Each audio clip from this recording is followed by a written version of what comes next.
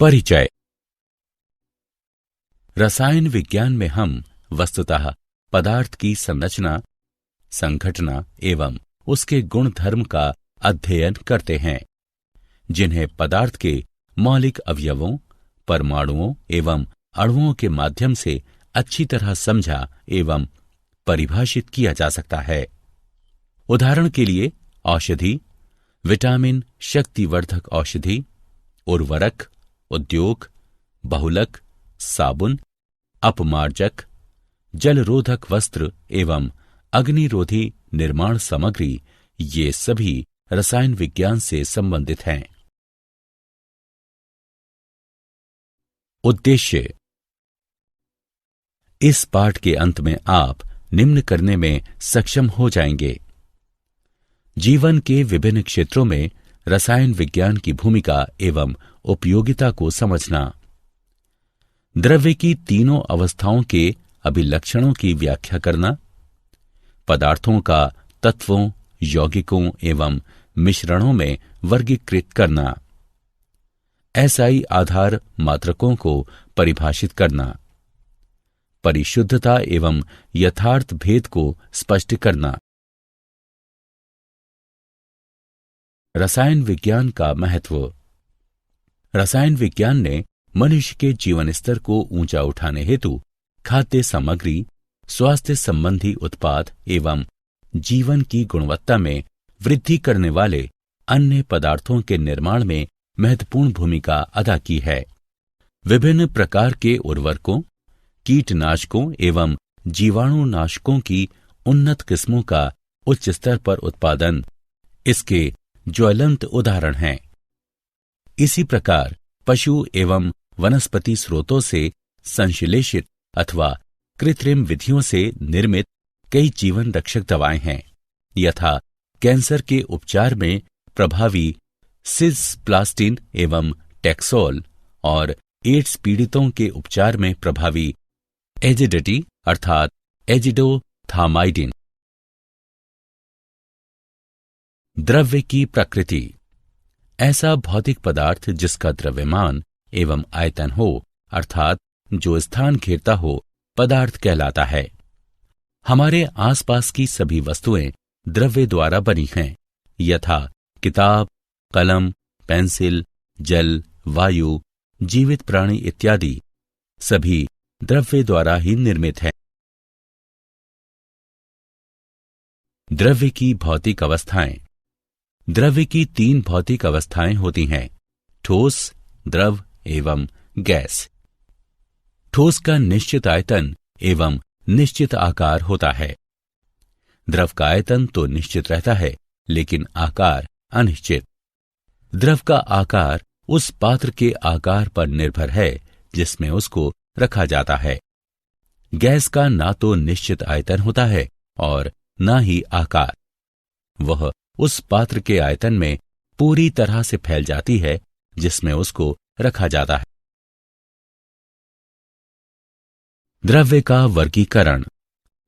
वृहद अर्थात बड़े स्तर पर द्रव्य का वर्गीकरण मिश्रण अथवा शुद्ध पदार्थ के रूप में किया जा सकता है। मिश्रण। हमारे आसपास उपस्थित अधिकांश पदार्थ मिश्रण हैं। उदाहरण के लिए जल में चीनी का विलयन, वायु, चाय आदि सभी मिश्रण ही हैं। किसी मिश्रण में दो अथवा दो से अधिक पदार्थ किसी भी अनुपात में उपस्थित हो सकते हैं, जिन्हें उस मिश्रण का अवयव अथवा घटक कहा जाता है। उदाहरण के लिए कहवा रासायनिक यौगिकों का एक जटिल मिश्रण होता है। मिश्रण के प्रकार। किसी मिश्रण को समांगी एवं विषमांगी में वर्गीकृत किया जा सकता है। समांगी मिश्रण में सभी अवयव एक दूसरे में पूर्णतः मिश्रित होते हैं एवं इसका संगठन आद्योपांत एक समान रहता है। उदाहरण: जल में चीनी का मिश्रण, जल में नमक का मिश्रण, जल में तूतिए का मिश्रण। विषमांगी मिश्रण में अवयवों का संगठन आद्योपांत एक समान नहीं रहता एवं कभी कभी तो मिश्रण के विभिन्न घटकों को अलग अलग भी देखा जा सकता है। उदाहरण, चीनी एवं नमक का मिश्रण, अनाज एवं दलहन में मिले धूल कण। शुद्ध पदार्थ। शुद्ध पदार्थों की विशेषताएं अथवा अभिलक्षण मिश्रण से भिन्न होते हैं। उनका निश्चित संगठन होता है, जबकि मिश्रण में घटकों का अनुपात अनिश्चित होता है और उनका संगठन भी भिन्न हो सकता है। उदाहरण, तांबा, चांदी, सोना, जल, शर्करा अथवा ग्लूकोज आदि।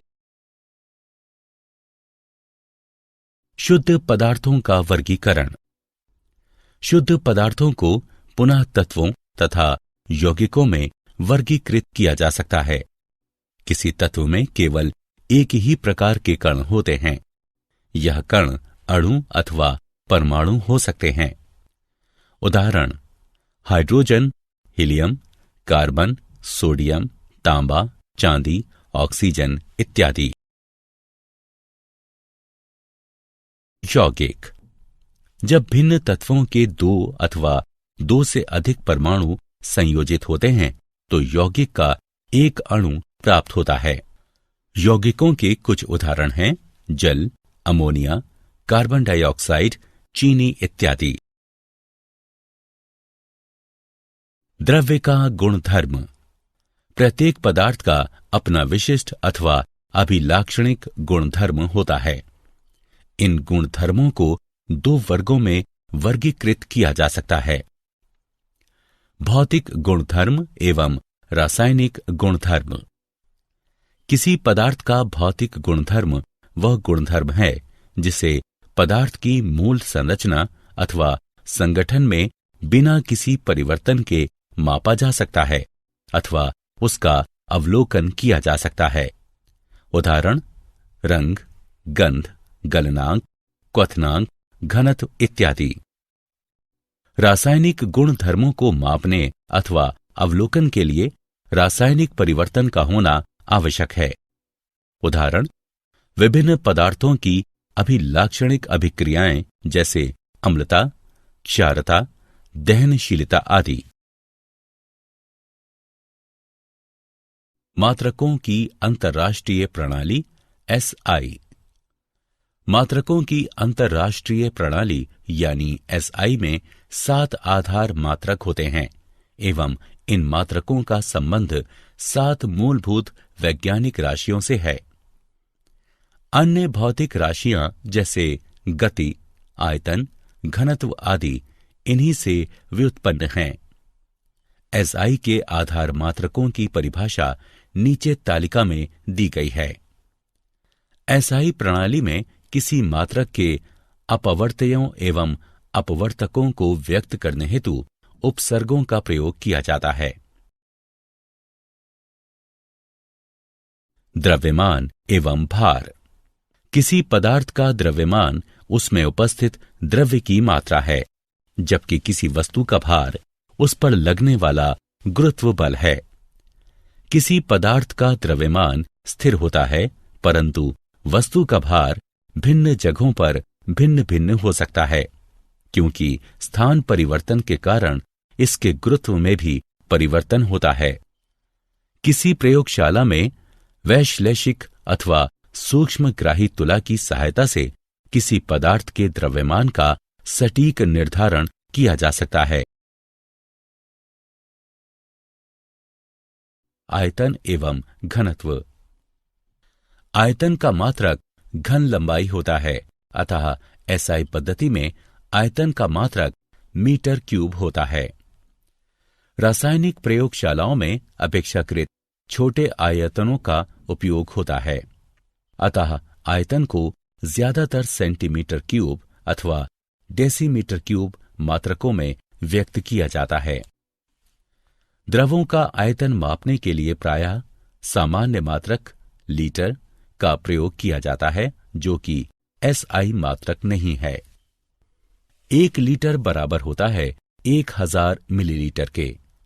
1000 सेंटीमीटर क्यूब बराबर होता है 1 डेसीमीटर क्यूब के।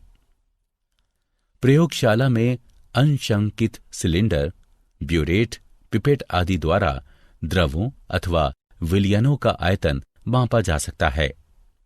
आयतनमापी फ्लास्क का उपयोग ज्ञात आयतन का विलयन बनाने में किया जाता है।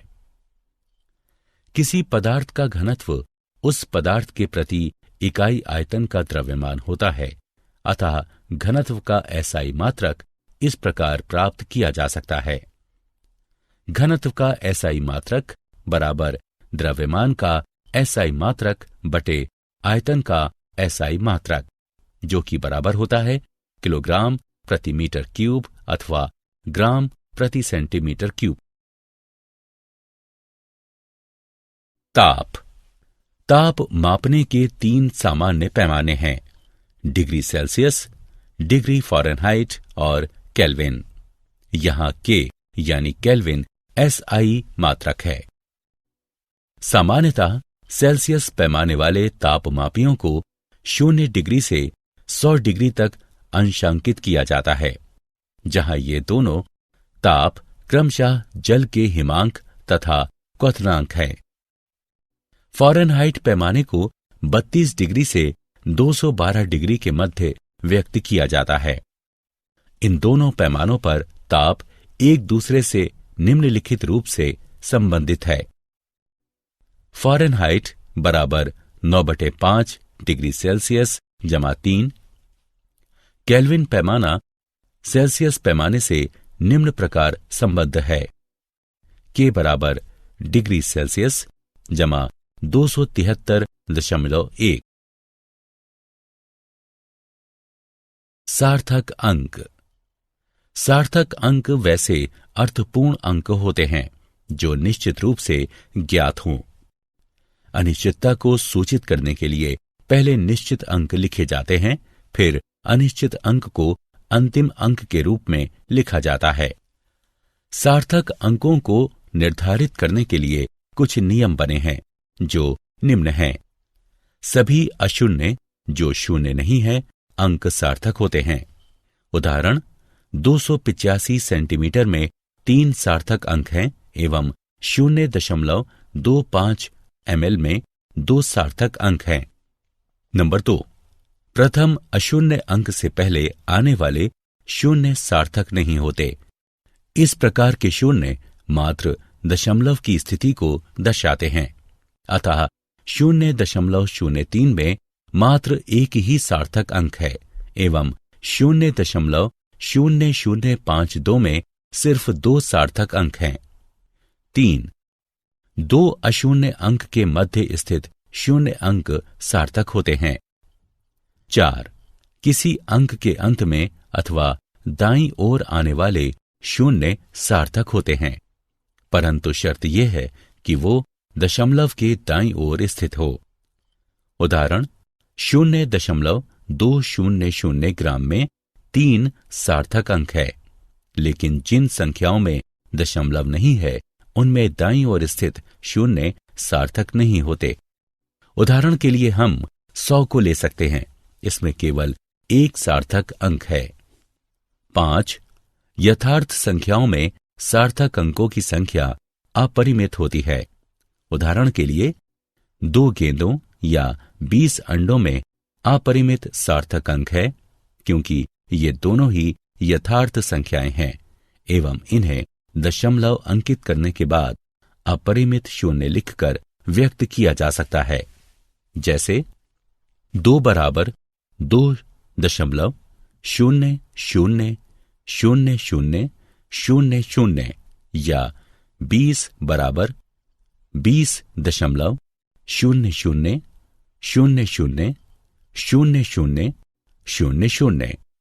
4.01 गुणा 10 वर्ग में 3 सार्थक अंक हैं और 8.256 गुणा 10 का मान -3 में सार्थक अंकों की संख्या 4 है।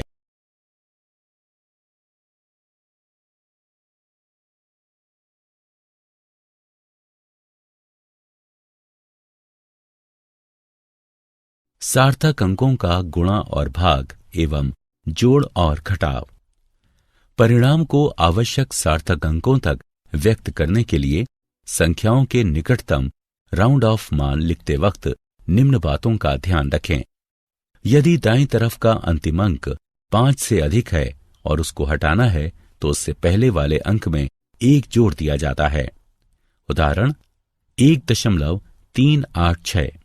अब अगर हमें दाईं तरफ के अंतिम अंक अर्थात 6 को हटाना है तो हम उसके निकटतम अंक 8 में 1 जोड़ देंगे अर्थात ये 9 हो जाएगा और अब 1.386 का निकटतम मान 1.39 हो जाएगा। अगर दाईं तरफ का अंतिम अंक 5 से कम है और उसे हटाना है तो उसे हटा देंगे, लेकिन उसका निकटतम अंक अपरिवर्तित ही रहेगा। उदाहरण 4.334 में से दाईं तरफ का अंतिम अंक अर्थात 4 को अगर हटाते हैं तो इसका निकटतम अंक अर्थात 3 अपरिवर्तित ही रहेगा। अतः 4.334 का निकटतम मान 4.33 होगा। यदि सबसे दाईं तरफ के अंतिम अंक को हटाना है और उसका मान 5 है तो ऐसी स्थिति में यदि उसका निकटतम अंक सम है तो वो अपरिवर्तित रहेगा, परंतु विषम अंक होने की स्थिति में मान में 1 अंक की बढ़ोतरी होगी। उदाहरण यदि 6.35 से 5 को हटाकर निकटतम अंक लिखना है तो हमें 3 को 4 करना होगा अर्थात 6.35 में से 5 को हटाने के बाद निकटतम अंक 6.4 होगा। जबकि 6.25 में से यदि 5 को विलोपित करेंगे तो इसका निकटतम मान 6.2 ही होगा, क्योंकि 5 के ठीक पहले वाला अंक सम है।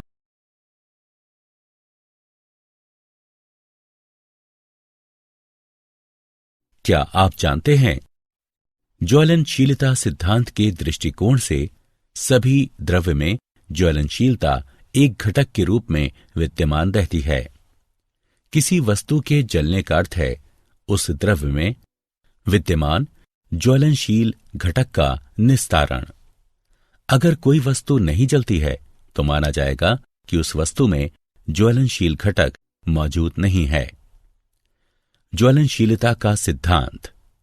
किसी वस्तु के दहन का अर्थ उसके ज्वलनशील घटक का वायु में निस्तारण है।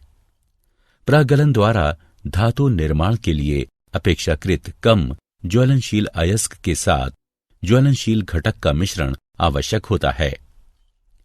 मूर्छायुक्त अथवा अपरिष्कृत धातु से ज्वलनशील घटक का वायु में निस्तारण अपेक्षाकृत धीमी गति से होता है।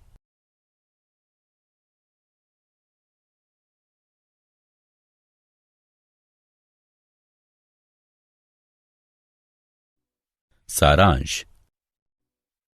आइए हमने जो कुछ सीखा है उसे संक्षेप में दोहराएं।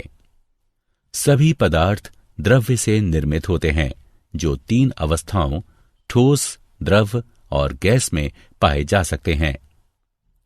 द्रव्य को तत्व, यौगिक एवं मिश्रण में भी वर्गीकृत किया जा सकता है। रसायन विज्ञान में राशियों के मापन में 10 की घात घटा 31 से लेकर 10 की घात जमा 23 जैसी संख्याएं आती हैं। अतः इन्हें व्यक्त करने के लिए वैज्ञानिक संकेतन जैसी उपयुक्त पद्धति का उपयोग किया जाता है। प्रेक्षणों में सार्थक अंकों की संख्या का उल्लेख कर अनिश्चितता का ध्यान रखा जा सकता है। विभिन्न परमाणुओं का संयोजन रासायनिक संयोजन के मूलभूत सिद्धांतों के अनुसार होता है।